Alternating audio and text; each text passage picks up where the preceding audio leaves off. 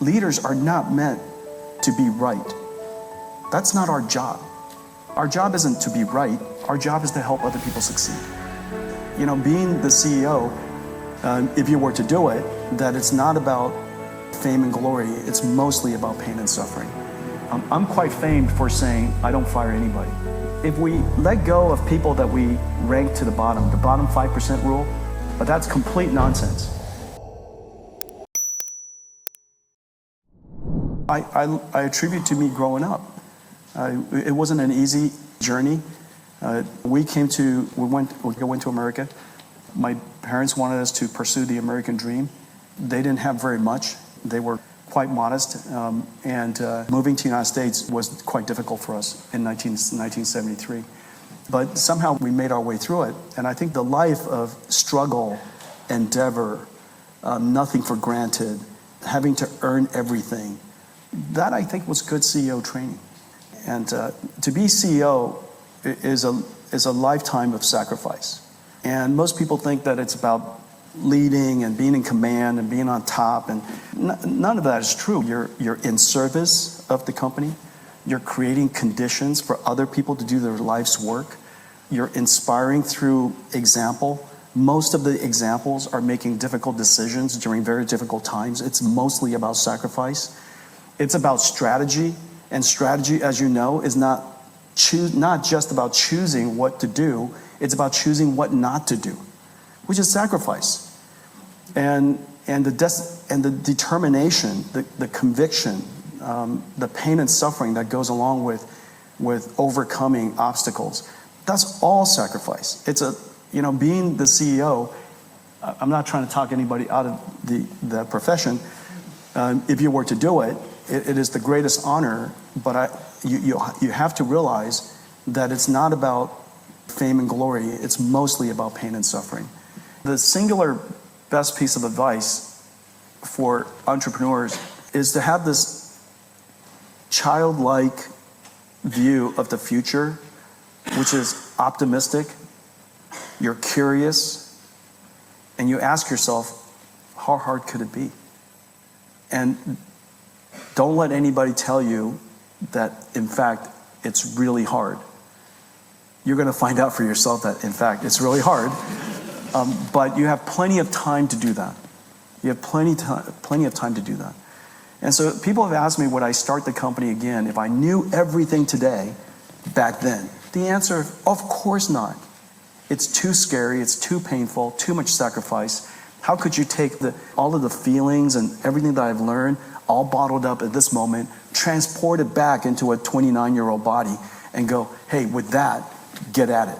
You're never going to do it. You're never going to do it. And so don't be afraid of ignorance, and don't be afraid of being naive, and don't be afraid of all of those things. You're going to learn everything you need to learn along the way. And just, if you're really passionate about something, go do it. Just tell yourself, how hard can it be? Leaders are not meant to be right. That's not our job. Our job isn't to be right. Our job is to help other people succeed. It's related, not the same. And so to the extent that they always believe that I want to help people succeed, then they want to help me succeed. But because people know that I always have their best interest, and I want the company to succeed, and I want us to realize the future, they'll go along with it. A long time ago, when I first started the company, there was a concept in management called ranking and rating. It was created by another Silicon Valley company. And because that company was famed for being incredibly good at management, I took a lot of the learnings that were being talked about, and I applied it at NVIDIA. I can tell you today, I've dropped 100% of them. There's no benefit in ranking people. There are ideas called, even back then, 360 peer review. There's no benefit in that. There's no benefit in asking people to rate and review you. I found that most of those techniques don't really work. I'm quite famed for saying, I don't fire anybody. We want to encourage our employees to innovate, which requires them to take risk, which requires them to be vulnerable. They're going to do something that puts themselves out, and they'll likely fail. And if they're taking sufficient risk that is proportional to the type of company that we want to be, then they should fail often. But if we let go of people that we rank to the bottom 5% rule, you might have heard of that management technique as well. Every single year, remove the bottom 5%, because if you do that, then what's left in the soup, is consommé. But that's complete nonsense, because we love stew. We want, we want the mess of a stew, not the purity of a consommé. And so, in fact, we don't want that 5% to be lost, because they happen to be precisely the people who had just taken a risk, failed, and they learned something from it, and they might tomorrow be the outlier that reinvented something to save your company. And so I think the old cultures, the old systems deserve some reevaluation, and certainly because intelligence is now a commodity, we got to say that kind of out loud. Intelligence is about to be a commodity, then what's left? And what's left is a lot of the things that we were just talking about. It's courage, it's intellectual honesty, it's the absence of ego, the ability to be vulnerable in public so that you can create. As you know, artists and inventors and creators, they're humiliated, laughed at often because what they do isn't always perfect.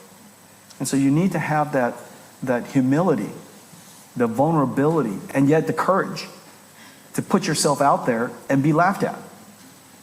And so some of those things I think are going to become more important.